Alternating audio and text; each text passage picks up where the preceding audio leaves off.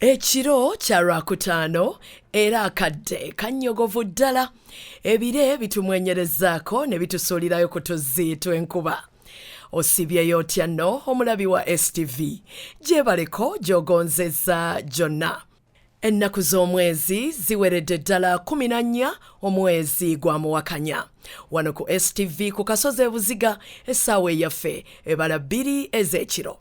Manyi nti weeteeseteese bulungi, nkwaniriza ku select ey'enjawulo. Ojje kutuusaako, nze Omumbejja nva nnonje. Gye tutandise nayo, omulamuzi Simon Byabakama nga yakulira akakiiko k'ebyokulonda alambise enkola gye balina eri ebitundu ebijja ebyakagunjibwawo Paalamenti ya Uganda mu kwetegekera akalulu ak'omwaka ogwa 2020.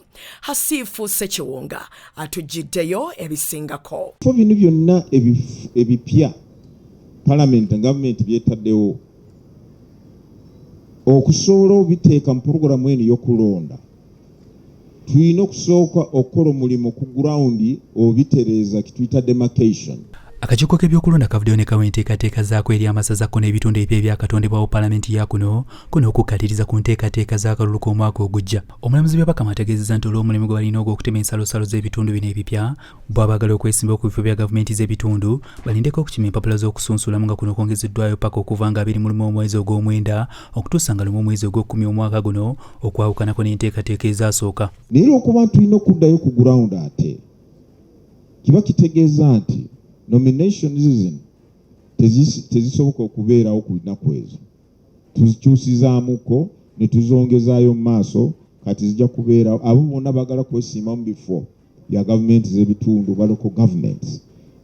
Kati okwewandiisa oba okweyanjulanga candidate kujja kubeerayo ng'ennaku 21 ogw'omwenda okutuukira ddala nga 1 ogw'okumi. Ku kyabeegwanyiza obukulembeze bw'eggwanga lino, ono ategeezezza nti abaakakima empapula baweeredde ddala 31 ng'ate omuwendo gw'esuubira okweyongerako.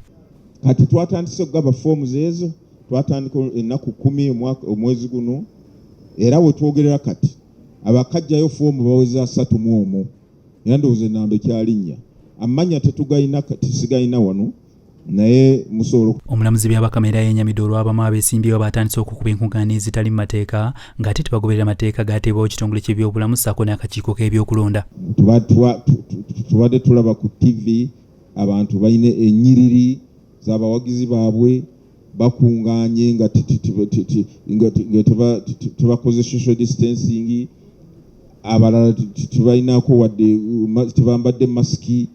Kwegamba ebintu ebyo byonna biteeka obulamu bw'abantu mu matiga. Okuva akakiiko k'ebyokulonda we kaafulumya enteekateeka zaako mu 2018, Paalamenti ya kuno yakatondawo amasaza 46, ebibuga 10, disitulikiti emu, zi constituency 353 ko n'ebifo by'abakiikirira abakadde 5. Emboozi eno okusakiddwa Ssekiwunga Hasif ne Owen Kaswabuli ku lwa STV Select ey'enjawulo.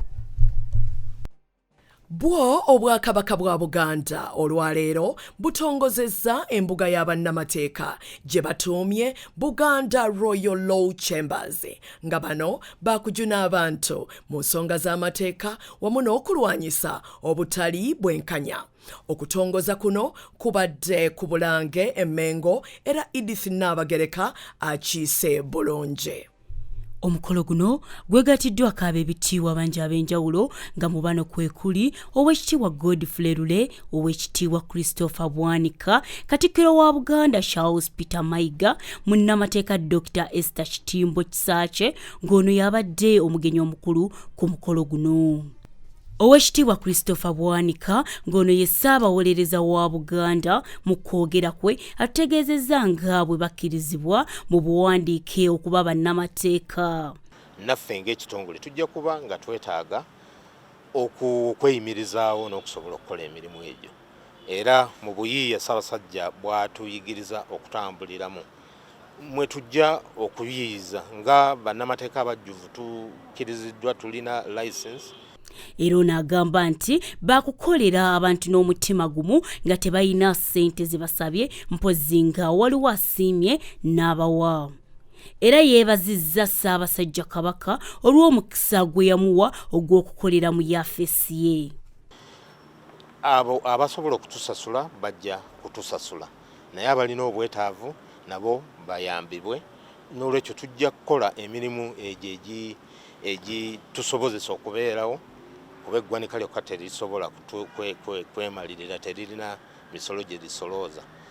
Ye Katikkiro wa Buganda Charles Peter Mayiga agamba nti enteekateeka eno yakuyambako nnyo Buganda okutambuza emirimu gyabwe n'ensonga zaabwe mu mateeka. Ebintu bingi ebityoboola enfuga ey'amateeka mu Uganda yaffe.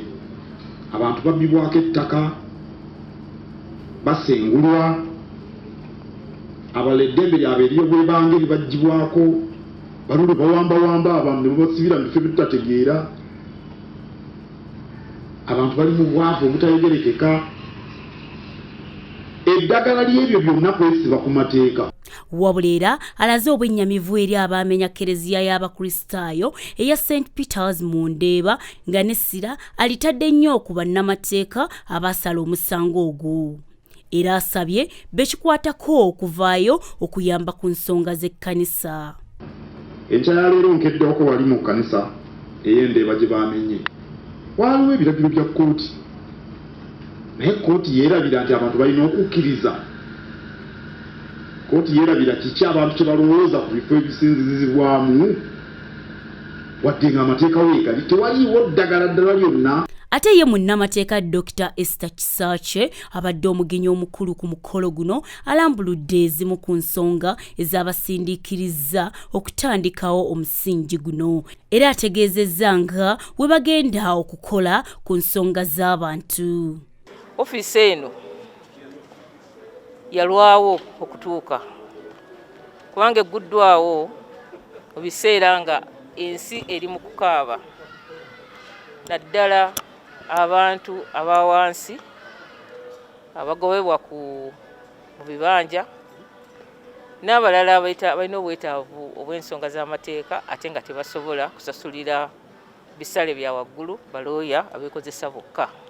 Dr. Kisaache akubiriza bannamateeka abagenda okutambuza emirimu gino okwetegereza ennyo bye bakola n'okwolesa obukugu baleme kuswaza Buganda kubanga yafeesi egguddwawo wansi wa Bwakabaka bwa Buganda. Era tulongera okusabira Bwakabaka wetegereze nnyo abantu abali mu kitongole kino kubanga ofiisi eno eri wansi wa Ssaabasajja Kabaka. Tetwagala kutswaza Ssaabasajja n'Obwakabaka nga erinnya eryo bajjajja baffe lye baakolerera likoze eki ligudde olw'okuba nti ensonga tezikwatisiddwa bulungi. Oluvannyuma batulambuzizza yafeesi zaabwe mwe bagenda okukakkalabiza emirimu gyabwe. Edith Nabagereka ne Sylvia Nanos Kura STV Select ey'enjawulo.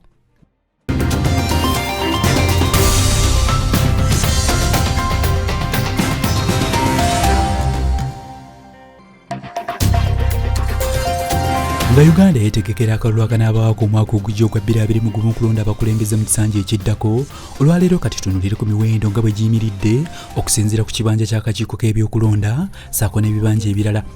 Uganda kati eweza disitulikiti 135, zi constituency ziri 296, gy'emiruka giri 1,029, ebyalo biri 6,837 ate bwe ebifo ebirondebwamu biri 3,344.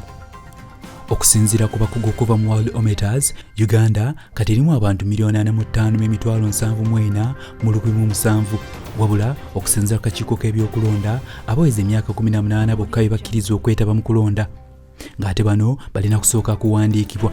Wetwogerera kati abalonzi abakakasiddwa bali 1,78,325,9 negattaako mu mawulire gaffe buli lunaku nga tukuwa ebikwatagana n'okulonda wano mu Uganda esalawo 2021.